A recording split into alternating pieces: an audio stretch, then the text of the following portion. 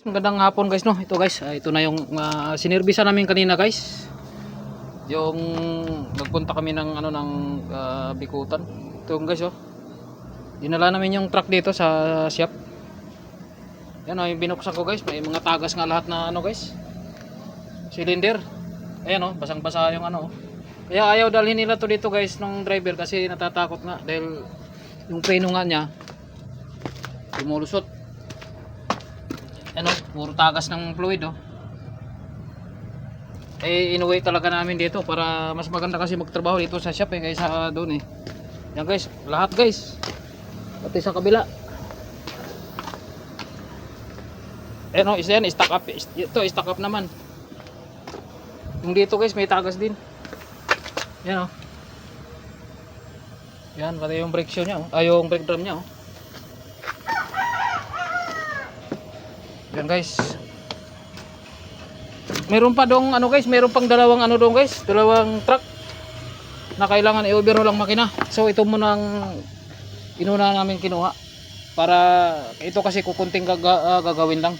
So yan muna, ito muna unahin ko. Pag natapos to, kaya lang may mga gagawin din dito, may mga kingpin, sirada yung kingpin at saka guys. At saka yung tie rod kailangan magawa din muna. Saka yung secondary clutch master guys, may tagas din. Ito may tagas din.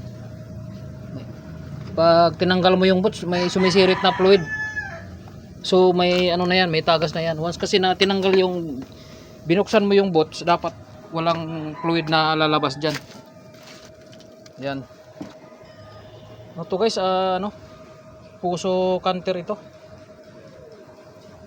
Yan gagawin natin.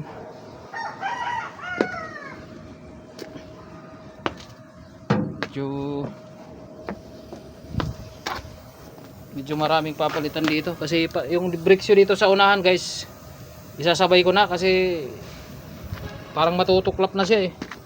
Kasi basang-basa nga ng fluid.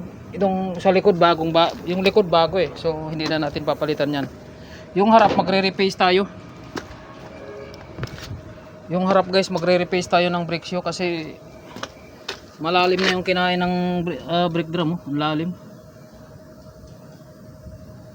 Ang lalim ng brake pad, brake drum niya, lalim ng kinain. So kailangan natin i-machine shop ito para gumanda yung lapat. Kasi ito yung brake shoe niya guys oh. Kasi basang-basa ng brake fluid. Yung brake shoe niya kasi